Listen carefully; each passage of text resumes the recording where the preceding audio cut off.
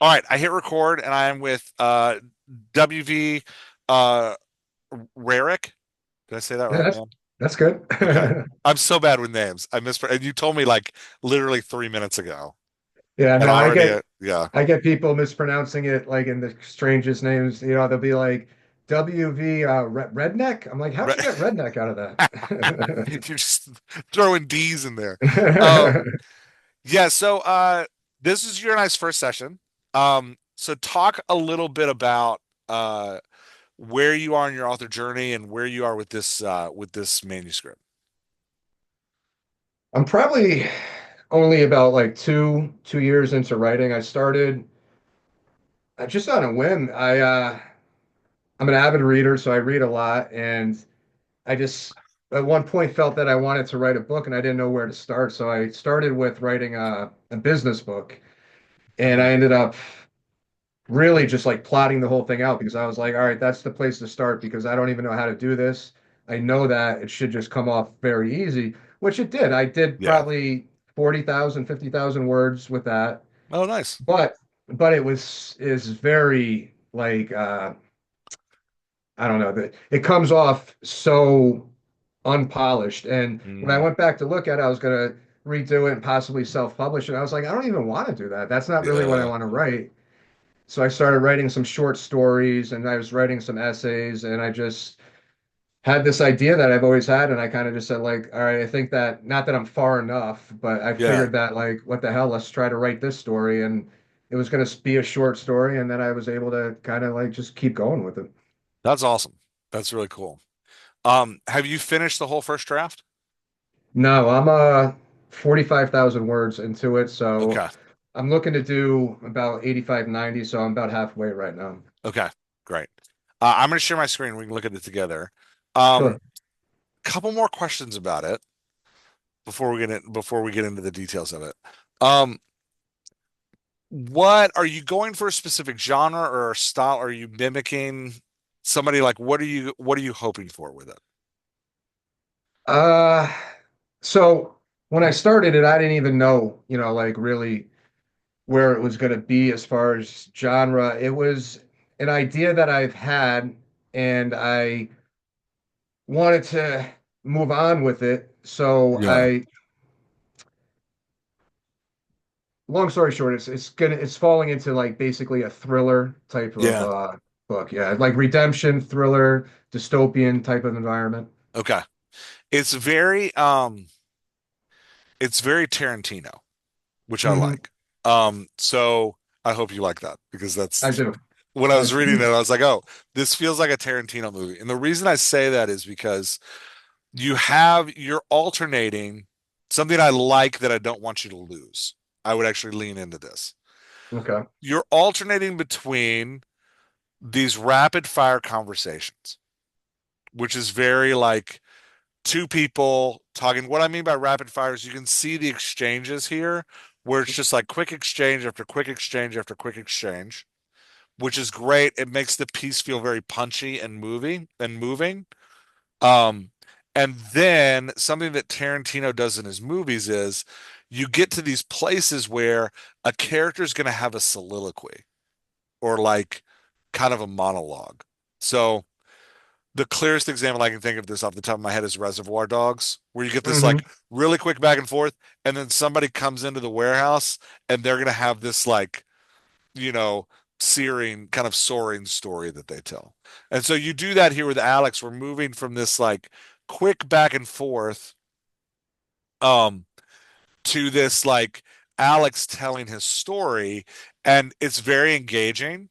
We'll talk about why I'm putting these notes in here in a minute, but it's really engaging, but it has this kind of like long monologue feel, Hmm. which again, very Tarantino in nature. Reminds me a lot of like the writing of like Chuck Palahniuk. I don't know if you've ever read him, like Fight Club type. Yeah, and I Yeah. do. Yeah. Hmm. Yeah. So I just to encourage you, I think you've got a good pacing here. Like it's an interesting pacing, and the something that makes it work is this the difference between the chess. See, here again, we're back into this like quick back and forth at the lunch table. the difference between those moments of kind of like soaring monologue that are stylized and in a character's voice versus this back and forth, alternating with those, keeping the pace with those, gives the story kind of a like a Tarantino movie, it gives the story this like rapid pace feel that then slows down at specific points and really slows down around specific characters. So just to encourage you, I think you're doing that really well. Oh, thank you. Yeah. How do you feel about that comparison? Is that true for most of the novel, or is that just true for here? No, that's the whole novel. Okay, good. When I started it, I started with a monologue, which I know like a lot of people say, oh, monologues are no good, but I started with a monologue that just kind of gives you like a hook that shows action, Yeah, and then it goes into the character Nate, the protagonist, his daily life, meet his family, and it's kind of setting back at 3 days from when that monologue was, yeah, and you go through those 3 days kind of like meeting the character. It's a lot, there's dialogue and there's a lot of like his thoughts and where he's at, and then hmm, it around page 21 it breaks into like the first inciting moment of like what is going to engage the story to go into where he ends up in prison. okay. Um, And it moves quick like that the whole time.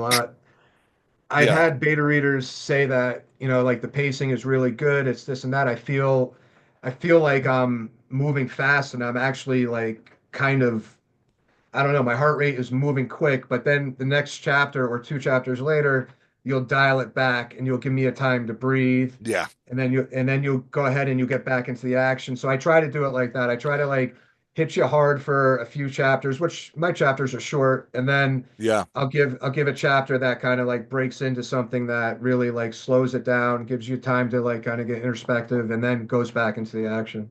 So my recommendation for you on the larger scale of the book is when you get to those slow down pieces, what really makes that work for like a Palahniuk or a Tarantino in movies is when the character that's slowing down and speaking, um, A, it usually happens once per character.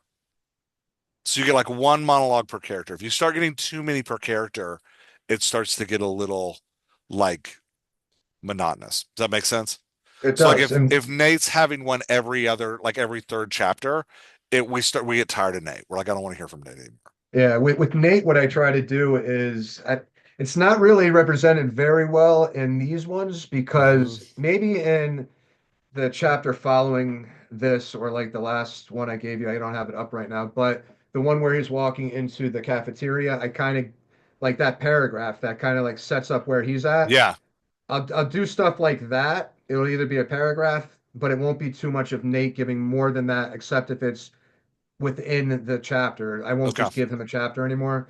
Yeah. And Alex, he got this monologue. We've known Alex now for many, many chapters, but in prison, you know, like everybody kind of stands off. They get drunk here, Yeah. and Nate finds the opportunity to kind of try to see if he'll talk, and now he finally talks. Yeah. And the second reason it works well with Alex and what I want to encourage you to look at through the rest of your book, the character talking in the monologue needs a very dynamic voice. So, um, have you ever heard me talk about the components of a character voice? Probably have, but remind me. Yeah, so there's five things that make up a character voice. There's the words they use, right? Like high words, words, that kind of stuff. Like educated, uneducated, a dialect from a specific place. Alex uses a lot of prison language, which shows that he's like encultured into this world. Like there's the topics they choose to talk about. So Alex has a nice voice in that you can tell he's only giving Nate exactly what he wants to give Nate. So Hmm. there's kind of a guardedness, a strategic nature to his voice, which sets him apart from Nate a little bit, um, which I think is really good. I'd lean Okay. into it more. Uh, and then there's body language. like how we take up space in the world is part of the character voice.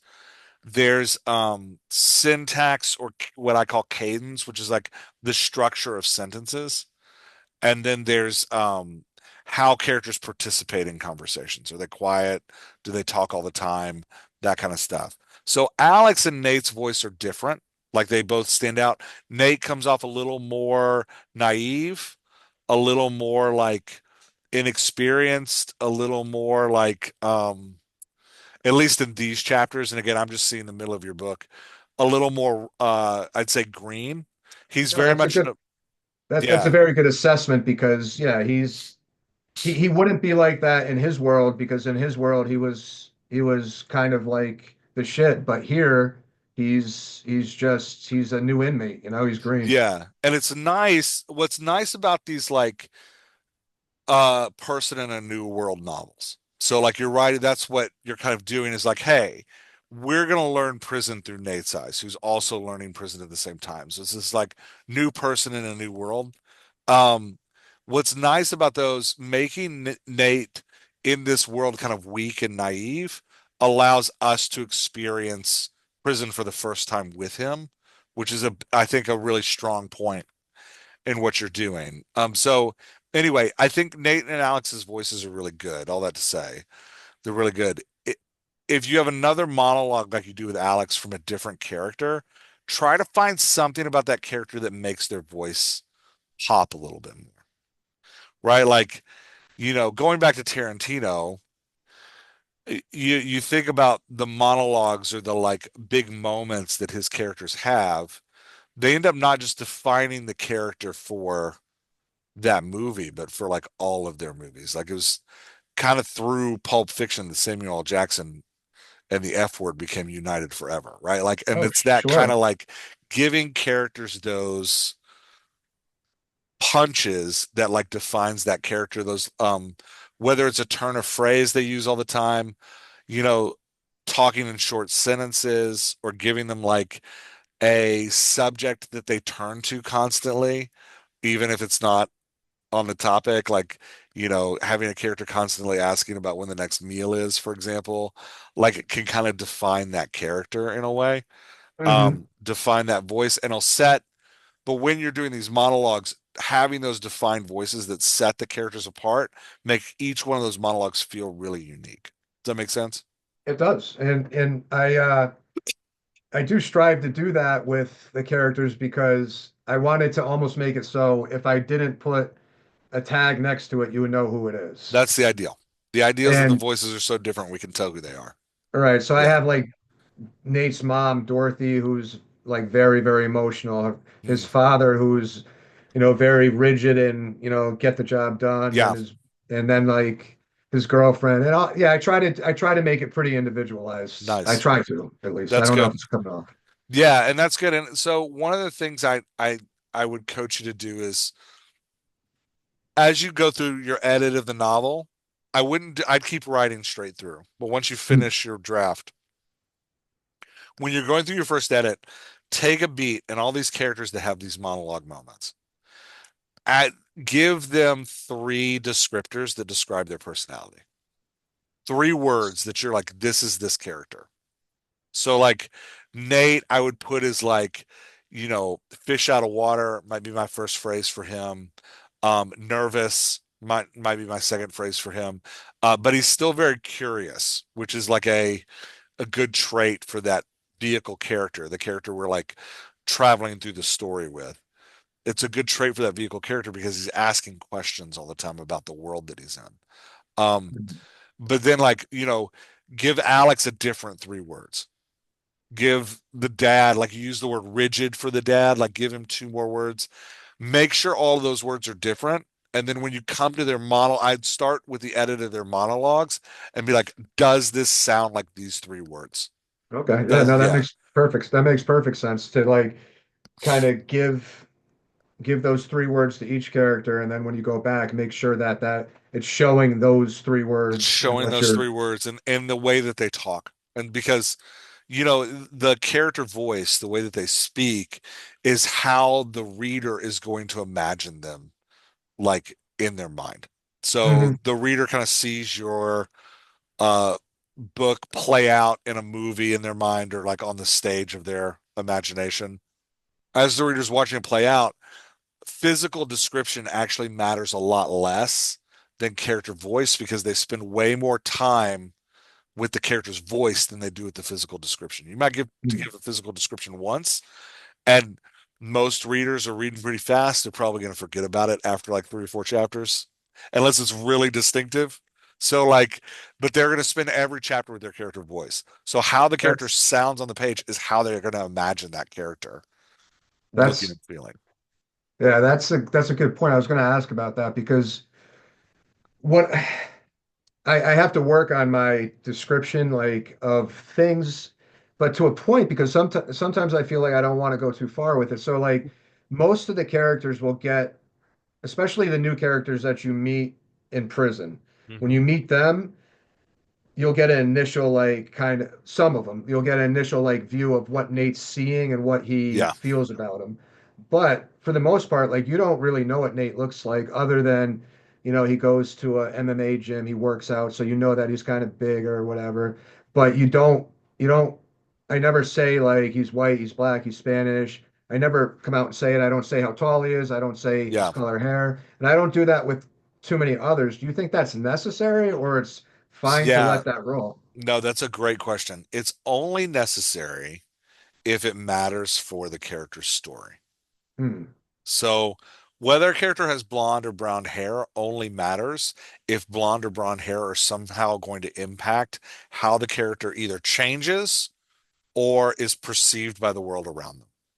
Okay. So our physical characteristics situate us in a place in the world that we're in, right? And this goes for like whether you're writing fantasy or sci-fi or real world thriller or whatever, right? Like if you're a green alien in a blue world of blue aliens, being green really matters in that world.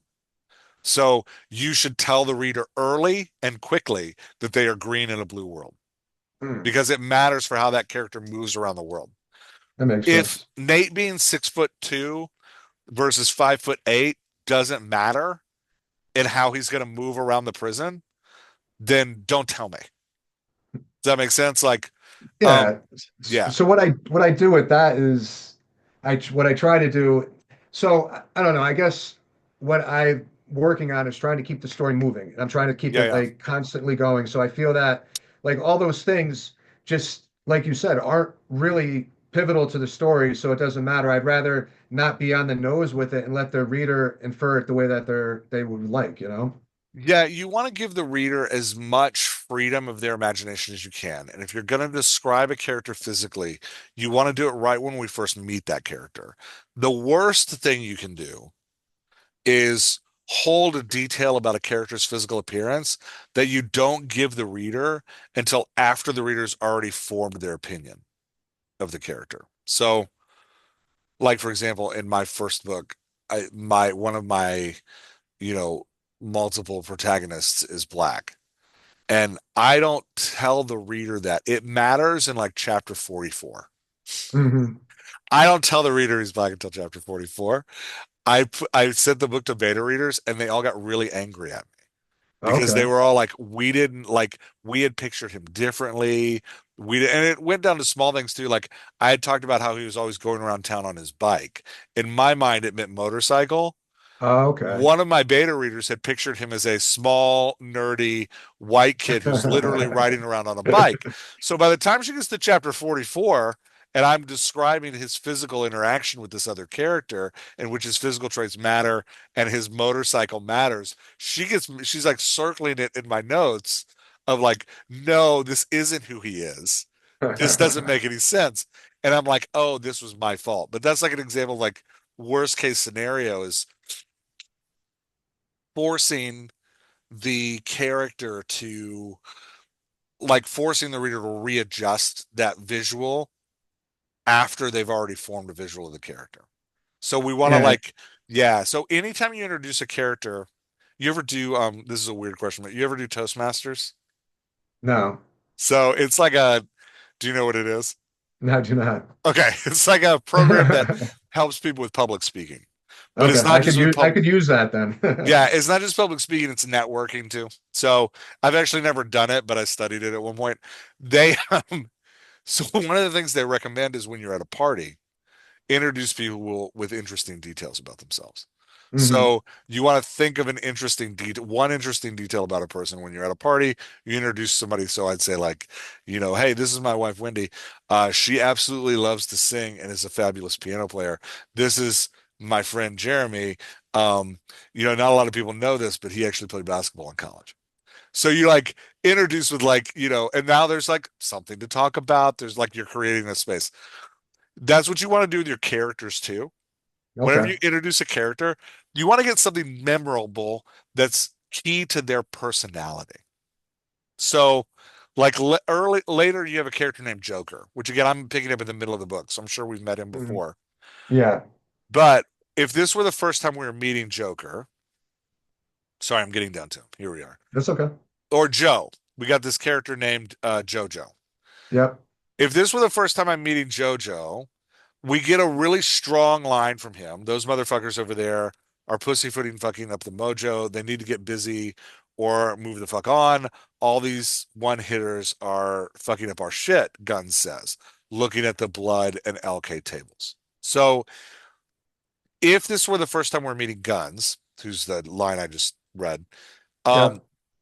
I'd want to like sentence here that like gives me an important visual of who Guns is. Uh, says Guns, looking over the LK tables. You know, for a small Hispanic guy with a giant scar down his face, uh, Guns look like somebody who could handle himself. Right. Or Guns look like a guy Nate wouldn't want staring at his table, right? Like Yep. something like situates Guns in the world, gives me an image of who he is. But that's all I need. I just need that one descriptive detail that's like this defines this character. So that brings up something interesting too that I read through your notes because I don't think it really fits in so much with Guns or JoJo because they were kind of like bigger pivotal like parts of the story earlier, so Yeah, people should remember them. But the guy Fred, yeah, okay, he was introduced before and he had a few moments, but he's really like a very side character. So when okay. I bring him back in right now, I what you said was good. I should probably give like a short line that just reminds the readers, oh yeah, that guy, that's who that Yeah. was. Yeah, Especially if we haven't seen Fred for multiple chapters. which we haven't. Yeah, Yeah. Readers are really bad at remembering names. right. So we think like, oh, you know who Fred is because he's the only Fred in the book. They they're gonna remember the detail, the location, the place that Nate met Fred. They're Hmm. not gonna remember Fred's name. Right. So like giving us that like back call to who, Yeah, and it can be as simple as like, um, so Fred says, "Hey Nate, do you know if the library has books on meditation?" Fred breaks the silence. You might be like, Fred, who Nate had met earlier in the gym, breaks the silence. That's that's all I yeah. need. When Yeah. as you were saying, I was thinking because when we first meet Fred, he kind of he's like very he's looked at as like a chomo in the prison. So a chomo is a potential child molester, you know, like Mhm. not Okay. liked in the prison. So he gets a lot of shit in the beginning, and then Nate's actually tasked with checking him, like basically beating him down. So I could Mhm. put something like, even though Nate had beat him up, he still talks to him or something like that. Perfect. Yeah. So like if you wanted to do that, it would be like, Nate, do you know if the library books, if the library has any books on meditation? Fred breaks the silence, right? Like Nate looked over at him and remembered the look on Fred's face when his fist first connected with his jaw. Right. He Yeah. regretted that at this point. I I'm looking for or then Nate would be like, Nate looks up from his, that's where it would be. Nate looks up from his tray, remembering how loose Fred's jaw felt under his fist, Right. right? Feeling an immediate sense of regret. I don't know, Fred, but I can look for you for today. Right? Like Yeah. Yeah. something of that nature. Like, and Some sort of callback. yeah, and I'm calling back and I'm doing two things there. Not very eloquently, but I'm doing two things. One is I'm calling back to who Fred was, and two is I'm situating Fred in emotional context, which is something else I want to talk to you about, which is because it's a note that came up a couple times. So this whole book's in Nate's perspective. It is. Yeah. So that's But great. That's super mhm. popular. Like third person close behind Nate's eyes is great. It's not I, right? Like it's not first person. No, no, yeah. Yeah, it's third person. It's he said, he did, but we're in Nate's head. Right. Yeah. So we need what when the beauty of writing a third person perspective that's close like this, we're in one character's head, is we get to experience things emotionally through Nate, which like I was as the reader will experience the story emotionally through Nate. And like I was saying, that's great for this kind of novel of like fish out of water or a person in a new world because we experience the new world through Nate's eyes. And we get all the emotions he does. So when you're introducing rooms, places, or actions, it's not just the like physical space I need or the callback to who Fred was in the story. I also need emotional context of how Nate feels about what's happening Mm, because how Nate feels is how I'm going to feel right. most of the time. Unless I disagree with Nate as the reader. And then when you tell me how Nate feels, I'm going to be like, oh, you shouldn't feel that way. Does that make sense? Mm, Like, it's not like, but I'm connecting to the story emotionally through Nate's experience. So the more that's why I added that tag in there of like Nate regretted because mhm, I need to when Nate looks at Fred, it's not just enough to tell me like the guy Nate beat up. I want to know how to feel about the guy that Nate beat up, right? Does Nate wish that Fred would shut up, right? Like, or mm. does Nate now feel bad that he had to do that? Or does Nate wish he could take it back, right? Like, but you can see how like changing that emotional context with the word regretted or the word annoyed or the word like sympathetic like looked at Fred worried for his future, all of those like changing that little phrase changes the emotional context of the scene Do and you how think I that, feel about Fred. do you think that, so with what you were saying before with like the snappy dialogue and just I try to keep like sentences from the main part pretty short, pretty Yeah, snappy, quick moving, and I also want to keep the pace like almost, like tense because like in prison you're never going to be like, oh yeah, like it's a Sunday morning. You're always going to be a little bit guarded.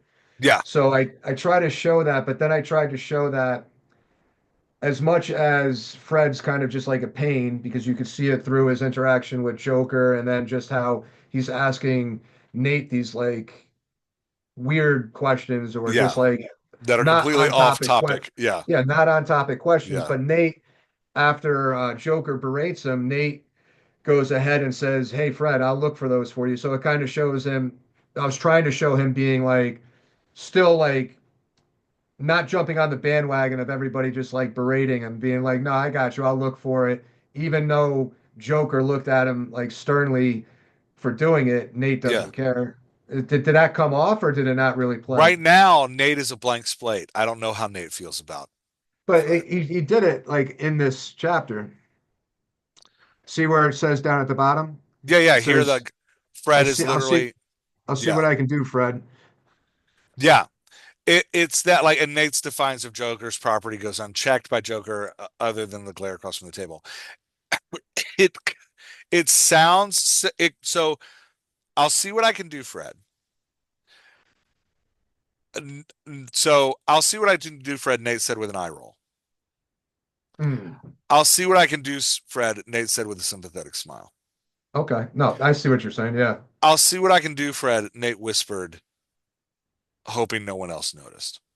Hmm. Does that make sense? Like you'll notice that like the tag I'm adding there changes the emotional context of I'll see what I can do, Fred.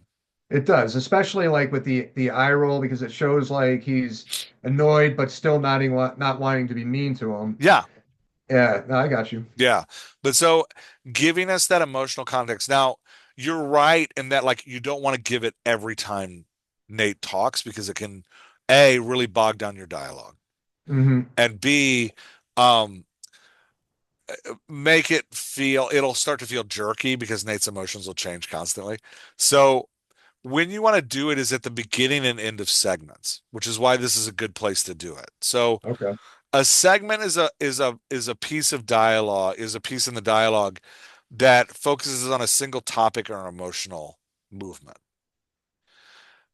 In between those topics and emotional movement, you have some freedom to add prose or description around how Nate is viewing the world. So here, Nate kept himself listening to the table discuss the ongoing Blood and Kings feud. So you set up for me, hey, we're starting a segment. This is about the Blood and Kings feud. We have one utterance here from Guns. We have an utterance from JoJo. They're kind of the same emotional tone, right? Like they're on the same topic. We're in a segment. We have another utterance here from JoJo, same emotional tone, same topic. Max steps in and the emotional tones changed. The table quieted. Hmm. You now have the freedom to put some prose in here Okay. to explain to me about how Nate feels. Now, Fred starts a new segment. He's talking about the So library, can and I it's a can I ask different you emotional tone. Yeah, a question about that though? yeah, Because yeah. I hear what you're saying and I could see how it works well, but I also wonder just in my mind because like I'm trying to play it like I don't know, envisioning like you're there and that it's just moving in this pace. Hmm. So like should Yeah. I so could the should I add in there like Nate remained quiet with the table, watching what was going on, or just because I separated because I want to show that there's like Yeah, no. everybody's just kind of like quiet, and then it moved, and then this kid broke the silence. But I didn't know if I would bog it down if I put in like, and Nate was thinking about what was just said or anything like that, you know? Yeah, so in that, in emotional transitions, that's the right question to ask. Should I put it here? So once you learn like where you have the freedom to put it, it doesn't mean you always have to put it there. Okay. It depends on how big you want the emotional transition. So, and this is a weird thing, but the amount of words on the page devoted to the emotional transition increase the size of the emotional transition. Oh, that makes sense. It is that direct correlation. The more Right. you talk about the emotional transition, the bigger the emotional transition feels. Yeah, So I noticed that play on words and spacing just with the novel The Road. Like the way that he yeah, did that was just incredible. yeah, Cormac McCarthy's a genius at it. And so like he wants a big emotional punch at the beach, Hmm. right? In the road when Yep. the son's asleep and the father is on the beach looking out. We spend so many pages on the beach in that novel, right?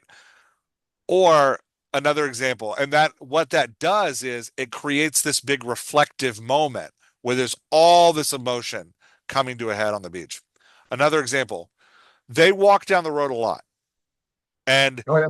walking down the road, not a lot of scenery is described all the time, right? Like it's just the conversation between the father and the son. They're just going.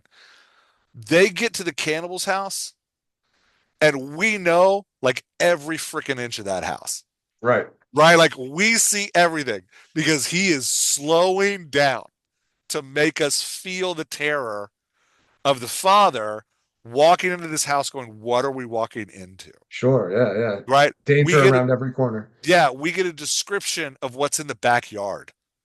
Even though they never go in the backyard, he just looks out a window and Cormac McCarthy slows down to tell us about the barbecue pit in the backyard. Yeah. Yeah. Because the father is emotionally experiencing that barbecue pit. So Cormac McCarthy slowed down to give us that like painful moment. You know what I'm talking about? I do. So here, if you want this to be a quick hit, the table quieted. Nate, do you know that if the library books, if it has any books on meditation, Fred breaks the silence. If it's just a quick hit, leave it with that sentence. Okay. If you want this to feel heavy and big, right? Mm. Yeah. No, Max I is, want it to be snappy. yeah, if you want it to be big, it's like, will we get involved? when I say we will into the story, now shut the fuck up about it. The table quieted. Everybody looked down at their trays. Nate tried to silence his breathing because he didn't even want to be noticed for breathing Mm. too heavy. Can you feel how, like, just those Yeah, yeah, sentences all of a sudden like make it big? So as the author, once you know where your segment breaks are, you then get the feeling of like, how big do I want this? right. And the bigger you make the silence, the bigger Nate's breaking the silences. So the bigger you make the silence, the bigger deal it is when Fred says, Nate, do you know if the library books have any thing on meditation? Fred breaks the Yeah. silence, right? Like, No, so yeah, it's I that playing with emotional tone. no, I like that because if I add, I don't have to go crazy with it and put a paragraph, but if I even just add a couple more lines, Mm-hmm. it does more than just the space because the little bit of space I put in there was trying to show that their time had passed, but you can't really feel that, but you can if I add a few more lines of like Yeah. what you said. Yeah. And I would always lean on adding lines than adding spaces. Okay. Adding spaces is kind of a stylistic, like grammar thing you're doing. But, well, so the reader comes to your novel with expectations. Like grammar is just agreed upon expectations.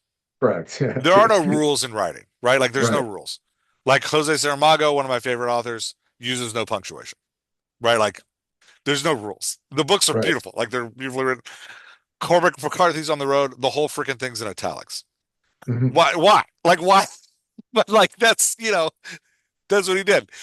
So, and I think he did it for a reason. But we come to it with expectations. So the reader, if you space down like this, the reader assumes it's going to be another scene Okay. because that's the expectation that's been set up with like grammar over time. Is that when writers space down, it means new scene, right? Like so, you're doing it right now to communicate space I am. Yeah. So in the yeah, I scene. get.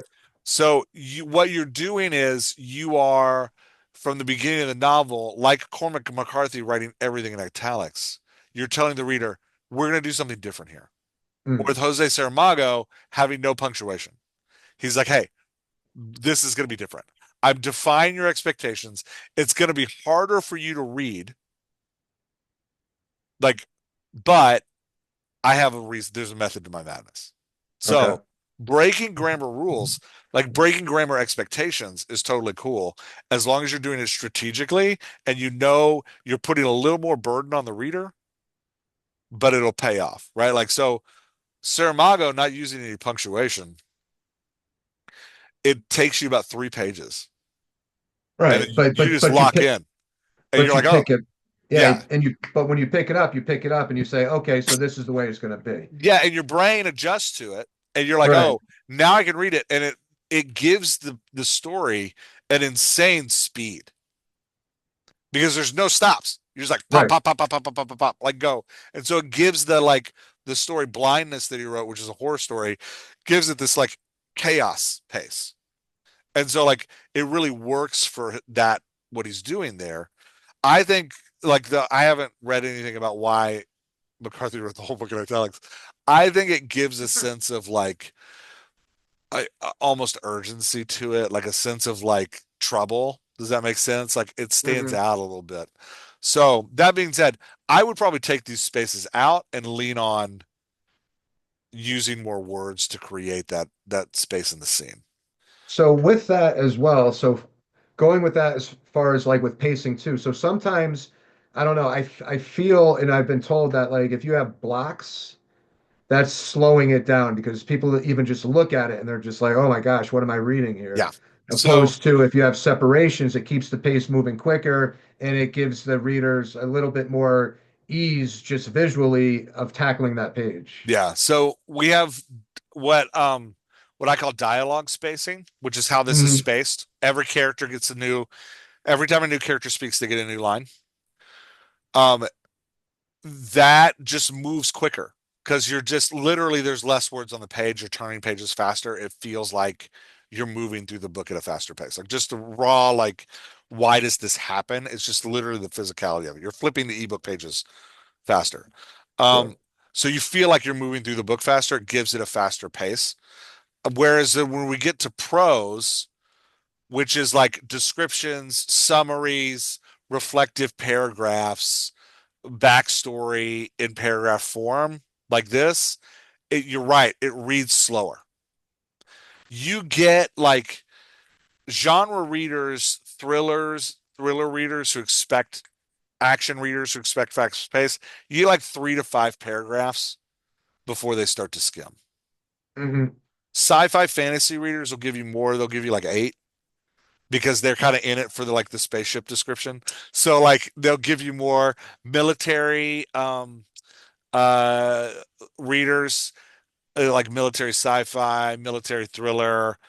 They'll give you more because they like the description of like the armaments and the guns and the like they like that. So they'll give you Right. more paragraphs. But you're right, you get like 3 to 5 in this kind of Mm. book.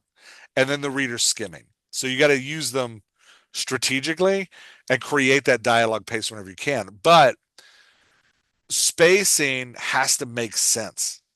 So yeah, space out between the pros, but like when you're saying like when I'm spacing out for no reason other than what I'm envisioning, like, oh, time has passed in dialogue, don't do that. Use words and not Yeah, space. you're writing it like this kind of space here and here is like a screenplay. So for a Hmm. screenplay, when somebody reads a screenplay, every page equals a certain amount of minutes in the movie. That's kind of how you're spacing here. Okay. You want to use descriptions and words to create that emotional space Okay. in the reader's imagination. Does that make sense? Perfect. It does. It makes perfect And sense. as long as you keep it between segments, it'll still feel fast. Okay. So putting 3 sentences in here between this segment and this segment is going to make it, you're not going to lose a ton of speed. Now, if you put 3 to 5 paragraphs in here, it's Mm. really going to slow it down.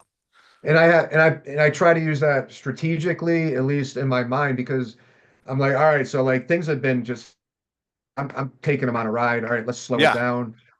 So then I'll try to go into that. I mean, I tried to do it a little bit here. Did it play like that? At least when I go into the pros? it does play like that. It plays, so you have this, the way it plays right now is you have a quick back and forth conversation. And then you have this, the table quieted. Right now, the table quieted isn't reading as slow as you want it to.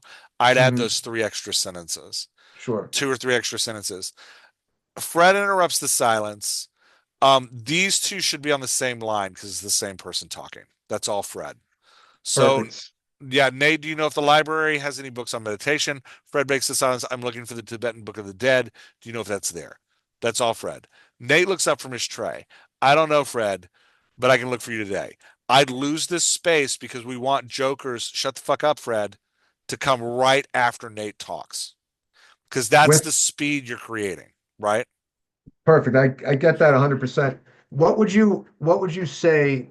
Because in my mind, I hear what you're saying and I agree with you. When I look at it now after hearing what you're saying, it makes sense. Why did I separate that? But I think when I was writing it in my mind, I was trying to make it as if he was saying it not connected. Like he says this, then he says this. So should I put some sort of action tag after that a sentence that I'm trying to do that? Or Yeah. Well, yeah. I don't know. I think the abruptness of this statement does that jump on its own. Oh, I meant between like the two lines with Fred up here that I agree with you should be together, but they're not. I was trying to make it like he was saying it kind of like with a pause and then said it again. So should I just Yeah, so not even? you need to put an action tag in there. Like, Nate, Okay, do you know if the library has books on any meditation? Fred breaks the silence. He waits, nervously bouncing his knee for Nate to answer. I'm looking for the Tibetan Book of the Dead. Do you know if that's there? Right? Like, can you see how like adding that sentence creates that space you want? sure. And then between the there and then then Nate looks up to him. Yeah, Okay, Nate now I looks up see. from his tray. All right, perfect. Yeah. Okay. Yeah. Yeah, No, so I like, see what you're saying. yeah, and then So unless I'm going to join those two, I need to put something in there that that is an action tag because it doesn't make sense why I'm separating his two sentences there. yeah, if the reader was reading a screenplay, and like I'm saying, like I don't want you to think like I can never break grammar rules. Hmm. You can write this book like a screenplay, but you're asking the reader to take a mental leap to that place with you. Sure. And if you want to sell this book to an agent, a lot of times breaking grammar rules, you have to first prove that you can do it right before they'll accept you doing it weird. Does that Okay. make Yeah, sense? Like, that makes perfect sense. yeah, Jose Saramago didn't get to write his first book with no punctuation. I, He had to I, like, yeah, I think about that all the time too, because like I get so that whole prologue thing was purposely put in there because everything I hear is, like especially with a new writer, if you don't grab them in the first like 10 pages, yeah, then they're gonna leave. So I'm like, my first 10 pages is really, setting up for page 20. yeah. And I have no history to show people that it's going to be worth it to get to 20. So I'm like, I got to put something in You got to earlier pop to them make in the it. face right away. Yeah, Uh, especially with so an action novel. With an action novel, you got to hit them in the face right away. right. Yeah, like literally with the words "punch the reader in the face" and make them go like, "Okay, I got to keep reading this thing." Yeah. Yeah. So let's talk about talking on that pacing thing. Here's a place where you have a paragraph of description in the middle of a segment. So, shut the fuck up, Fred. Joker's hand goes down to the back of Fred's neck and squeezes. The table's attention is drawn to watch. Cowering from pain. I'm sorry, Fred said. Close that dirty mouth of yours unless it's wrapped around my dick. Smiling, Joker slaps Fred's cheek twice, softly, once hard. I'll see what I can do, Fred. This is the end of that segment. Segment starts here and ends here. I'll see what I can do, Fred. Nate's defiance of Joker's property goes unchecked by Joker other than the glare across from the table. In the middle of the segment, you have this paragraph. Mhm. Fred is fucked, literally and figuratively. He's settled up with Joker. What I would do is I'd take this paragraph and I'd drop it down here. So we go straight from close that dirty mouth to I'll see what I didn't do, Fred. Nate's defiance of Joker's property goes unchecked by Joker other than a glare from across the table. End of segment. Fred is fucked literally. Now you can give me a paragraph of description. Does that So make now, sense? yeah, that's going off what you were saying before. So like after you finish it, give Nate's perspective and then Yep. move on to the next. And then Okay. move on to the next scene. And so like, and by keeping this all together, you get that poppy feel that you want Hmm. of the back and forth. And then you slow down for a minute to give me Nate's emotional response. Okay, perfect. And then here we move on to the next segment, right? So as you're writing and editing, a lot of times I'll coach writers to be like, hey, write all the dialogue first. And then when you come to the end, pause and give me the main character's reflection on what just happened. Right? Like and that'll create that like pop sense for you. Okay. Yeah, no, Yeah. that makes perfect sense. Okay, let's scroll down and talk about the monologue because it's in the same vein of what we're or scroll up and talk about the monologue from Alex because it's in the same vein of what we're talking about. Okay. So talking about pacing and like you said, how many paragraphs do I get before the reader stops paying attention? Right? So in the way it's written right now, we get a little back and forth here. Man, I wish I had a cigar. Oh man, I'm jonesing for a cigarette, Nick said. Alex commented, my business took a hit when the economy went to shit, and I was struggling and had a family mortgage and medical insurance, and shit was coming together. Now, the way you originally read it, you have a giant paragraph here from Alex, one. Second giant paragraph from Alex, two. Second, or Nate intercedes here. And then you had another giant paragraph from Alex, another giant paragraph from Alex, third giant paragraph from Alex. So this is going to read real slow. The way we speed it up is we get it more interactive. And if you watch a Tarantino movie, you'll notice in his monologues, there's actually a lot of back and forth. Does So, that does that change if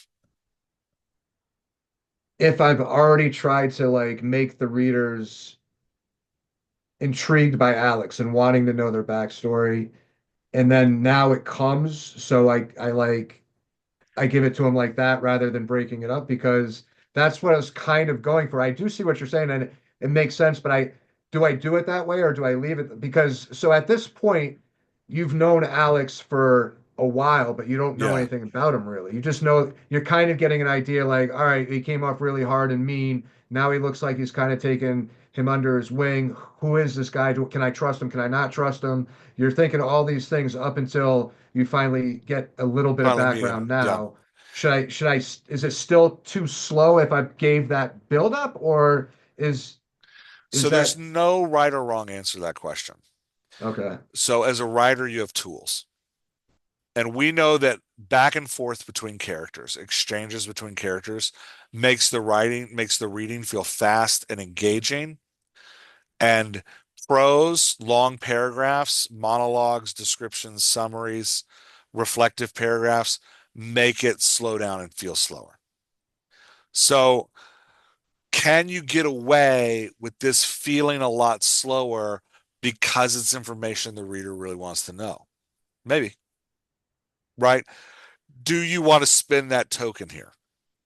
Right. And am I giving too much credence to me thinking that they want to know about this so bad? Maybe. And Yeah, there's no right or wrong answer to that question. It's right. just about like, what do you want? Like, so, you know, what I would do here is I would break it up, but I wouldn't Okay. break it up with a lot. Another reason I'd break it up is because Nate, again, is your vehicle. We're driving through the story with Nate. If the story is a road we're on, we're in a car with Nate.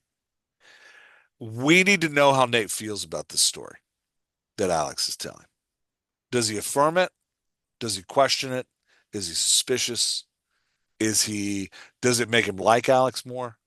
Does it make him dislike Alex? Does it worry him? Does it make him nervous? Does he feel like he's not getting the whole truth? That's all the emotional tone that the reader wants. So the reader's not coming to your story for the facts, Hmm. right? Like readers care a lot less about the plot than we think they do. They care a lot more about the emotional journey they're on and how it makes them feel. And so, and that feeling is communicated in third person close through Nate and how Nate Hmm. feels. So that's why, that's the second reason I want you to break this up, because I need to know how I feel about it. So Right. my family business took a hit when the economy went to shit. I was struggling and had the family mortgage, the medical insurance, and shit wasn't coming together. Nate nodded, happy that he was finally going to get something out of Alex, right? Like communicate that expectation. One sentence.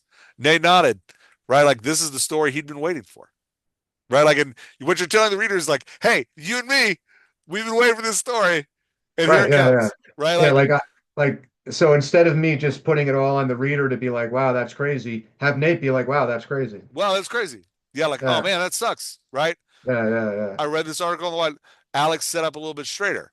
How does Nate feel about that? Just give him like, and it doesn't even have to be verbal. It can just be nonverbal. Like Nate nodded.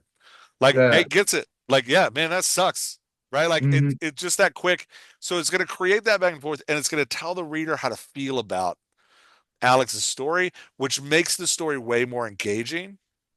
If you don't give me that, you're relying 100% on Alex's voice to communicate the emotion because facts don't matter. What Yeah. matters is the emotional tenor. So, like, Okay. if you don't give me how, if you don't translate it emotionally through Nate, you're trusting that I understand as the reader how to feel about this. Hmm. And like, that's dangerous. Like, Yeah. you gotta really be good at it.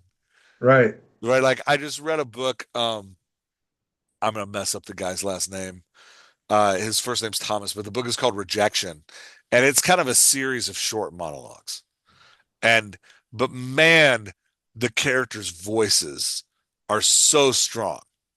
He can totally get away with it because the character voices are unique and strong and powerful, and you feel like you're kind of listening to these little mini sermonettes from each Hmm. character. It's lit fic. It's like a little more highbrow. It's not intended to be an action novel, right? Like, so there's a different audience to it. Um, can you pull that off in an action novel? I mean, maybe. Like, kudos if you can. This is easier. Like, does that make Yeah. Yeah. sense? Yeah. Like, yeah, Yeah. Yeah. I think I just struggle with being nervous. I'm trying to, hold the reader's hand too much, but at the same point, I when you put it here in your notes, I see it where it's like that makes more sense. Like, and it's not really holding their hand at that point because I'm not telling them how to feel. I'm telling them how Nate's feeling, Yeah. and they're just going to agree with it. Yeah. Tricky with plot, clear with emotion. Yeah, I got it. Right? Like so plot twists, plot tricks, don't hold the reader's hand with plot, hold the reader's hand with emotion. Let them know how to Okay, feel. Right? Like perfect. because the emotional connection they have to the story is what's going to keep them there for the plot twists. Got you. Does that make sense? Yeah, it makes perfect sense. Okay, let's go to the top. We've talked about a ton of stuff, and I think actually what we've talked about has covered a lot of my notes, but I just want to go through real quick and make sure we hit everything. Does that make Okay. sense? Yeah, Mostly because perfect. I've already had you on the phone for an hour, and like I'll keep you for like another 3 hours. I don't care. I love talking about this. Well, it's well written, man. Like you should be really proud of this as a first out, and I know you said this is a first draft. It's really solid. Like I can visualize it. I know what you're talking about. There's some. I want to go through some parts here in a minute where it's a little sparse. I want you to build it out a little bit more, but Okay. you should be proud of this work. It's good. Oh, thank you. Um, so right here, this is one of those places where we need to not just know what's going on, we need to know how to feel. A great opening introduction, and you have one down here. That's not the one I liked. There's one down here at the beginning of one of the chapters where I was like, yes, you nailed it there. It doesn't, it gives us like that toast this is the opening paragraph I like that Toastmasters introduction of a character. It gives me relevant details that connect to the emotional tone of what's happening. I don't need to know all the details. I don't need to know in this paragraph. I don't need to know the arrangement of the cafeteria. I don't need to know how the tables look. I don't even know where everybody's sitting. I just need enough details to know how this makes Nate feel. Right? Hmm. So walking, a measurable weight settled over the room. Great. It felt thick and heavy to breathe. 15-foot distance to the AB table felt like a trek through thick underbrush. You've given me very few details, but just enough that I A, know where they are, I know what's going on, and I know how to feel. And that's the important thing. Nate set the tension in the cafeteria palpable. He was thankful while eating breakfast, not for the food, but for his work in detail in the library, although the grease was helping his hangover. Nate never understood the body's craving for grease when hungover. Looking over at Alex eating, it appeared he felt the same way. So I know just enough details to know where I am, what they're doing. I can visualize it in my mind, right? I know they're in a cafeteria. I know they're eating greasy food. I don't even know what the food is. I can imagine that. Hmm. But most importantly, I know how Nate feels about it. So let's go back up to that first paragraph. Nate hits end on the call, turns off the phone, and slides it under his mattress. His mind-numbing buzz echoes between blasts. Inmates return to their cells. So the mind-numbing buzz, not his, the mind-numbing buzz echoes between blasts. Inmates return to their cells. Alex comes into the cell with a sense of urgency, turning to the desk. Get the cell phone quick. Nate grabs it, hands it to Alex. He puts it in a Ziploc bag, flattens out the air, locks it in his hands, hands it back to Nate. Put this in the toilet and push it through the hole. You'll feel a small gap at the top. Jam it in there. Make sure it's secure. How does Nate feel about any of this? I don't know how I'm supposed to feel about any of this Hmm. because Nate is absent from these. He is just a dummy in the room. Like he is a mannequin in the room with no emotional connection. He's Hmm. hitting the end on a phone call and he slides it under his mattress. Give me a sentence here of reflection about what that means. Where's his head? The mind numbing buzz echoes between the blasts. Inmates return to their cells. Tell me what he feels about these blasts, right? The mind numbing buzz echoes between blasts. Each burst of sound rattles Nate a little more, right? What does this mean? The inmates return to their cells. Alex comes into their cell with a sense of urgency, turning to the desk. Get me the phone quick. Nate, his hands shaking, grabs it and hands it to Alex. Because yeah, like Hmm. the small details give me the emotional moment that actually makes me live in the scene. And that's what I need. I need to live in the scene through Nate's eyes. So you got to give me those like emotional pops. I got you. Yeah. With the chapter right before this, it was like it kind of set up to where it hits right now. So like it almost could be the same chapter. And I felt like that when I was writing this. I'm like, I'm separating it because I feel like I need to, Yeah. but it, And that's a great place to separate a chapter. That's really and, good. and when I did it, I just kind of started this chapter like a direct continuation of the other one rather than like setting the scene. The scene was set here, like you finish this, and it's a continuation on this side. Yeah. That's how I set this one, but I could see how like picking it up right here seems like even if I was setting it up as a complete thing, I could add more to it and still keep it moving fast. Yeah. Or even down here. Nate does this without hesitation, sticking his hand up the toilet, given no time to consider where his hand is going. Washing his hands, Nate asks what's going on. This is the end of a segment. You're starting a new segment here. Hmm. Nate just put his hand up a toilet, right? Like, how does that feel? It's What what's is that crazy. experience? I want like three more sentences here about how it feels to stick his hand up a toilet while a giant siren is going off and his roommate, whose story he doesn't know, is like, stick this phone up there right now. All right, right. Right? Like I there's a I big get it, emotional moment I here. yeah, and I get it, but so I struggle too because at this point Nate has been through different lockdowns. He's had the siren buzz a bunch of times. He knows what the deal is when that happens. So like he's become accustomed to that. So I'm also trying to show that Nate is becoming institutionalized, you know? Oh, give me that. Right? Like the mind-numbing buzz echoes between blasts. How many times a week was this going to happen? Okay, yeah. He almost didn't even hear it anymore. Mm, Inmates return to your cells. Right? Totally different emotional tenor with just two lines. okay, perfect. Yeah, Yeah, I and like that that. so whatever the emotional moment is, that's what you want to give me so that I interpret it as the reader as you're interpreting it, as Okay, you yeah, want me to. I guess I'm giving too much thought like and I struggle with that because I'm like I know what's going on so I just automatically assume that the reader does. It's supernatural. Like it's normal for us as authors to like be like, well, I know it, so they know it. Yeah, yeah, Emotionally, plot wise, I would say it's okay to assume that. Emotional tenor, it's not. yep, You got to got you. make sure they're feeling it. Does that make sense? Yeah, And and you show me that just like without my feeling of like I don't want to bog it down, I don't want to be too much on the fit on the nose, but like the way that you're showing me it does what you're looking for without doing what I'm worried about. yeah. And so this is another place where I want that emotion because I'm in Nate's POV.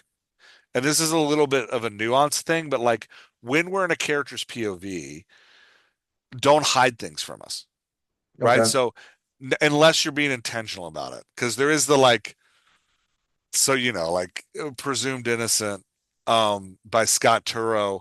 We're in the character's POV.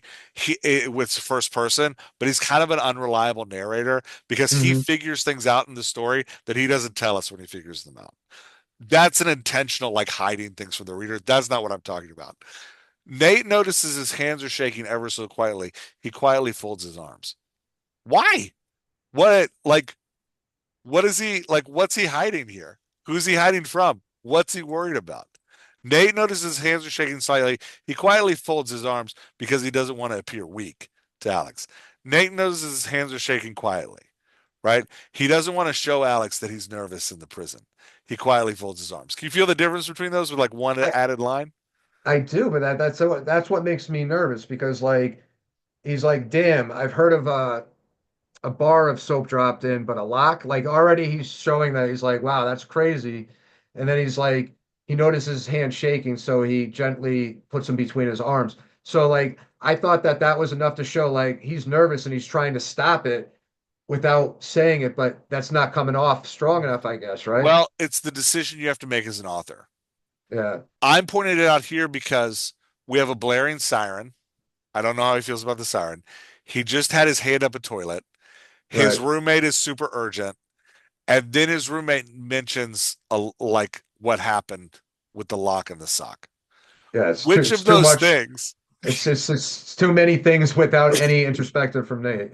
Yeah, so you got to make it clear to me like what are we scared of here? Right. Okay, I right? got you. Like, does that make sense? Yeah, it makes perfect sense. Yeah. Um, what did I say here? Ignore this. This is kind of a continuance thing, but um, Alex is explaining something to Nate. If Nate's been here for a year, I question why he doesn't know this. Does that make sense? Does. That's less about the emotion and more just about the plot of like, shouldn't Nate know this already? Hmm. Um, maybe not. Like you can just tell me like, no, he doesn't know that. It's fine. Yeah, he's come Yeah. across a bunch of stuff, but not everything. So Yeah, and so that's perfectly fine. I just wanted to point it out because it's one of those things of like, I'm not doing my job as an editor if I don't mention it. no, I Um, appreciate it. yeah, here's the perfect. This is a great reflective moment you wrote here, and it comes at the perfect place. End of a segment, right? I think you would have if we don't, it sends a strong message. Conversation's over. Tell me how to feel about what just happened, Hmm. right? But then here, Nate sits at his desk reading a book he borrowed from Alex. How much time has passed? There's a missing beat here. Now, Right. if you want it to feel like a haze, this is fine. Yeah. If you want it to feel like I have no idea how much time has passed, this is No, fine. yeah, I get you. I guess once again, my thought process was that space, which I'm not using correctly because it doesn't come off as I am intending. So I need to put something like, you know, after hours in the cell or something like Yeah. that. Yeah. After 2 hours in the cell, Nate sat at his desk reading a book he'd borrowed from Right. Alex. Right. Like, yeah. By the way, my high school European history professor made us memorize the prince. So anytime I see it mentioned, I shake and put my hands between my arms. Um, yeah, here's another paragraph. This one is actually in Alex's POV. Hmm. So head hopping like this in third person close confuses the reader. I've been doing that since the beginning, not not a ton of times, but like with certain characters, I jump into their heads. So Yeah. like it's been done before. It's not the first time I'm introducing it. Is that okay to jump through? Is it okay? There's no right or Right, wrong. right. There's There's just yeah, tools. I could do whatever Yeah. I want. Yeah, So like if you're writing a third person omniscient narrator, which is like a narrator that looks down on the story and tells the story from their perspective, you can jump in and out of heads all you want. Um, I would say every time you jump into a head, and this is a deeper conversation maybe than we want to get into tonight, but every time you jump into a head, the reader expects some kind of growth arc from that character. hmm.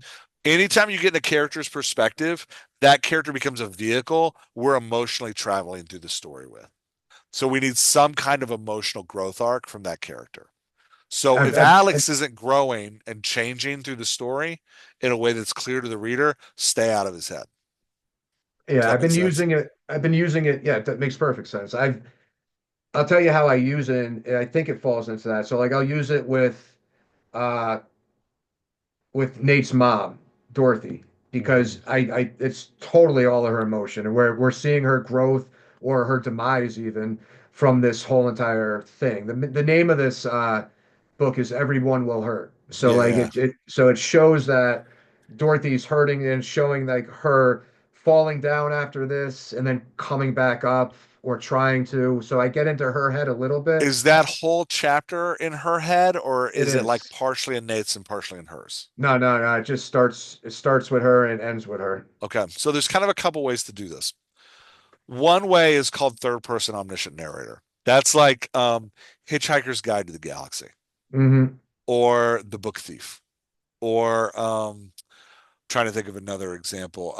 A lot of Friedrich Bachmann books are written this way. Anxious People, it's written this way. Okay. That is, there's a narrator looking down at the story, and the narrator knows what's in everybody's head all the time. No scene is in one character's head. Whenever a character is having an emotional experience, the narrator dives into their head to explain, to give the reader insight into that emotional experience. So Hmm. you're not doing that right now because I need to be in a lot more heads than I am in these two chapters. You're way too much in Nate's focus so that when you jump into Alex here, it feels weird. Okay. So if you're going to do the third person omniscient, I'm going to give you another option here in a second, which I think you should go for. But if you're going to do the third person omniscient, I need to be in Alex's head here. Okay. Alex comes into the cell with a sense of urgency. Why? I need to be in his head. You got to tell me why. Nate grabs a hand, puts it in the Ziploc. Again, we talked about like I need to be in Nate's head here a little bit more. Mm-hmm. Um, Alex has this line, yeah, man, but that's the only fucked up weapon we have in here. Alex continues about all the fucked up weapons in the prison. I need to be in Alex's head here. I need to understand what's happening with him emotionally. Does that make sense? That's how a third person omniscient narrator works. Mm-hmm. Anytime there's an emotional turn, I need to be in their head. So when we get down to the thing about Fred and Joker, this going back to that scene we'd already looked at, this moment here, Fred is fucked. This is in Nate's perspective. That needs to be from Fred's perspective. Fred knew he was fucked, So both literally and figuratively. you're saying dive into the omniscient more? No, I'm saying if you're gonna go omniscient, where you allow Well, yourself just to jump into heads as you want to, you have to go all the way. yeah, I guess The other way to go is to what keep it third person close, but do multiple POVs. The way that works is when you start, usually when you start a chapter, you solidify, here's the head we're in for this chapter. The way you do that is you tell me whose head we're in right up front. Nate hits the end of the call and turns his cell phone, slides under his mattress. Okay, I'm in Nate's head. If this were a Dorothy chapter, right? Like Dorothy hung up the phone and looked out into the kitchen worried about her son.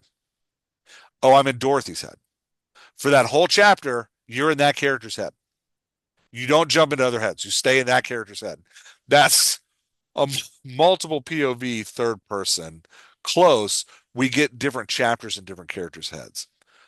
That's how I would recommend you write this okay. because there is the third person omniscient perspective works best. Like, have you ever read Hitchhiker's Guide to the Galaxy?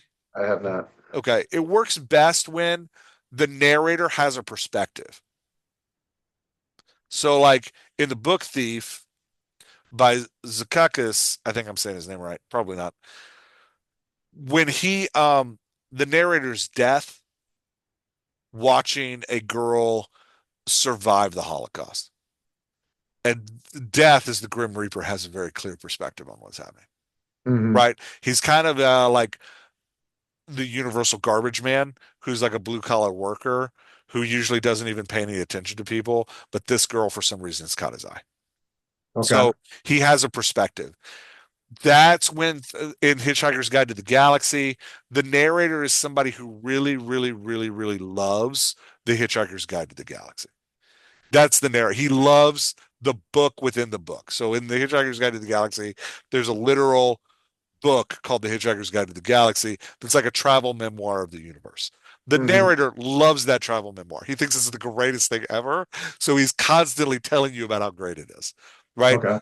You're not doing that in this story. Your narrator doesn't have a perspective. His perspective in these chapters I read is Nate's perspective Yes. because you're in what's called third person close, which Hmm. means you're telling the story in third person. You're not using I or you in second person. You're telling it in third person, but you are giving me a perspective. That's what makes it close. And modern readers love that. This in first person is their favorite way to read because it's so emotionally tight. Hmm. We come to books for emotional experiences as modern readers because we're a video culture and we're like trained by movies and TV to have this emotional experience with stories. We come to these stories for this emotional experience. Third person close and first person POV best emulate what we're used to in visual storytelling. So, Hmm. but the trick is when you're doing third person close, you can't take us out of Nate's perspective if we're in a Nate chapter. I It got doesn't you. mean you can't have like you can have a whole Alex chapter. We can be in Alex's perspective, but you got to keep us in Alex's perspective because think about it as every time you change perspective, we're getting out of one person's car and getting into another car. Yeah. So like Disrupts everything. Yeah. it disrupts everything. It puts us in a different mindset. So like Rick Riordan writes the Percy Jackson series. The second, the first novels are all in Percy Jackson. Third, they might even be first. They're third person close. The second series is he starts head hopping, and he's got Jason and Leo and Piper, and we're going to be in all three of their heads. He starts a chapter actually with Leo at the top Hmm. to let, and now it's a kid novel, but he's like telling kids like we're in Leo's perspective. Whole Sure. chapters in Leo. Next chapter might happen at the same time, right? Like the chapters may be overlapping in time. Next chapter, Piper. And now we're seeing Piper's perspective. That's kind of how you're writing here. This is all Nate. So if you're going to jump perspectives, keep it isolated to a chapter. This information that you have about what where is it? What how Alex learned to make liquor is great. It's really interesting. I'd put it in a conversation between him and Nate. Gotcha. Right? Like that way we're in Nate's perspective, we can still learn this info. So I could still jump being third person close, but I can't do it mid chapter. I have to do it the whole chapter Yeah, in and that person. if you do it mid chapter, that's where you want to space down and make it real clear. Hey, Okay. different perspective, different scene. Does that Yeah. make sense? But then stay there, right? But then stay there until you get out of Yeah. that perspective and then go to the next one. So like, you can create kind of like because I know you have a prison fight scene coming up. So let's say you wanted to tell that prison fight scene from like 10 perspectives. 10's too many. Let's say you want to tell it from like four perspectives. Okay. 10's too many for anybody to manage. Four perspectives. Like George R. R. Martin with Game of Thrones couldn't manage 10. It's four Right. perspectives. You might give me like three paragraphs in Alex, spaced down.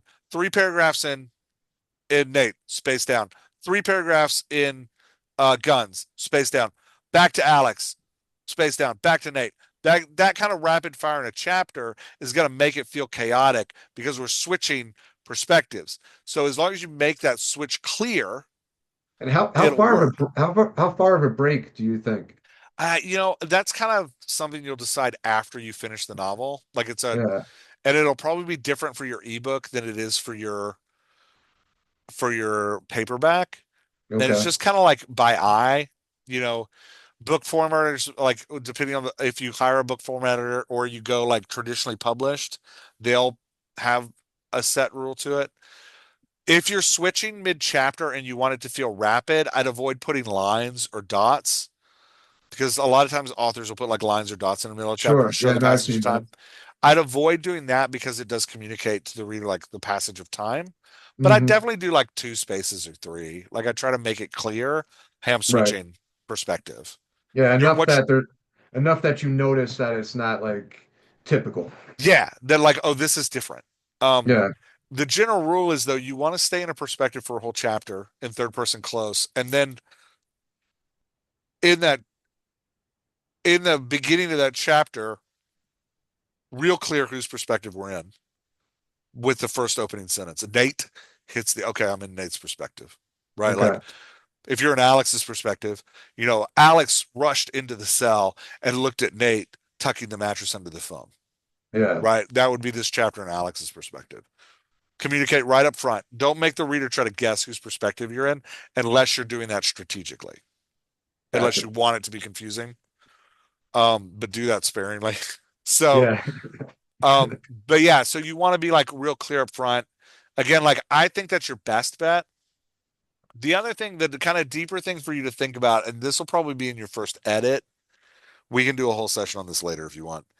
This will Okay. probably be in your first edit, not in your draft. But every time you go into somebody's perspective, they become a vehicle.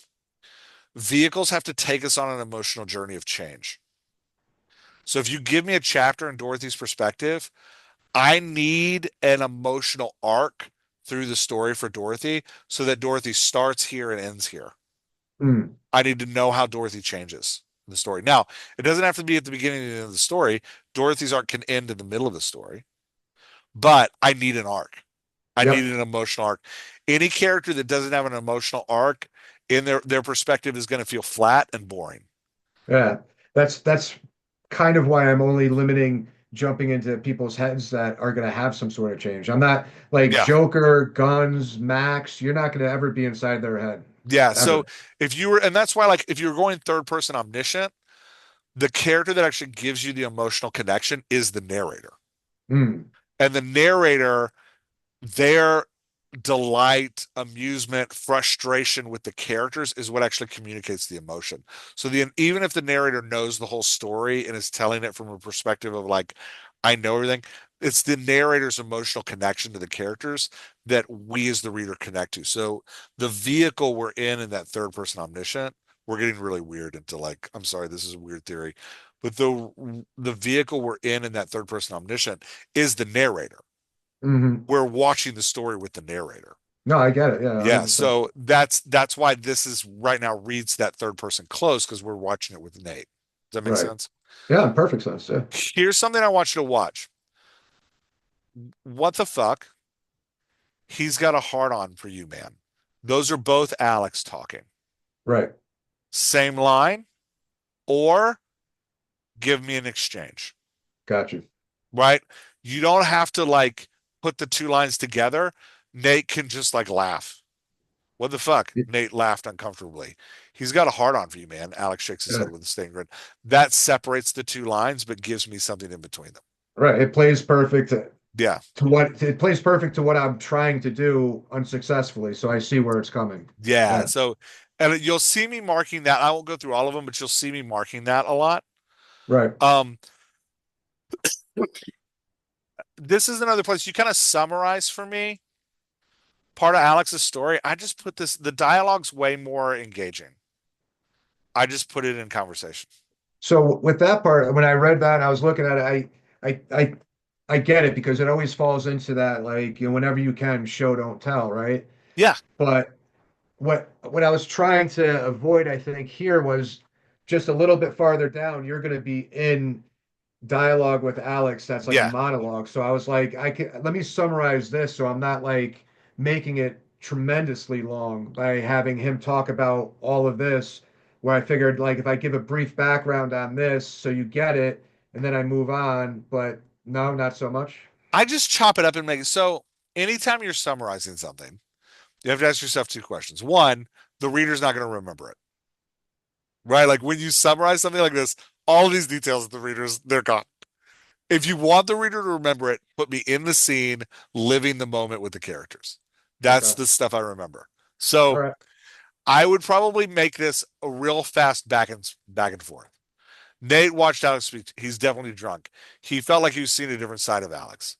Yeah, my wife Helen, you know, she's this like breast cancer survivor and only eats organic food now.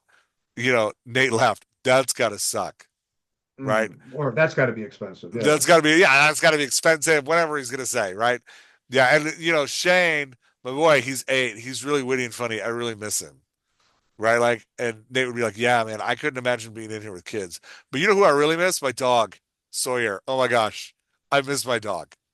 Yeah, Right? Like, yeah, so you're getting it in a quick back and forth, all of those details, but it's setting up emotionally this big monologue where he's yeah. actually going Okay. to start talking. Does that make I sense? got you. Yeah, no, it Yeah. does. And it kind of like sets it up a little bit better where instead of me giving that in a summary, if I do it quick like that too, it kind of can show that like, yeah, Alex is opening up to him, but like short. He's not trying Yeah. to open up too much. And then he does as he gets drunker. Yeah. And it gives you that like emotional build of like they're kind of Yeah. screwing around like and those are facts that they can screw around about, right? Like like I just threw in there the joke about like I miss my dog more than my son, right? Like that's just kind of like something that like that kind of quick back and forth helps us feel like yeah we're sitting with these two guys. Okay. Yeah, Yeah. that makes sense. um Here at the end of the big monologue, give Nate a final vocalization to Alex about the story, right? Like we kind of need to wrap it up a little bit before we get to I'm tired, man, I'm going to sleep. Right now, I'm tired, I'm going to sleep kind of comes out of nowhere. Mm, So give them like a little bit of an emotional wrap up. You've had this like bonding scene between two bros.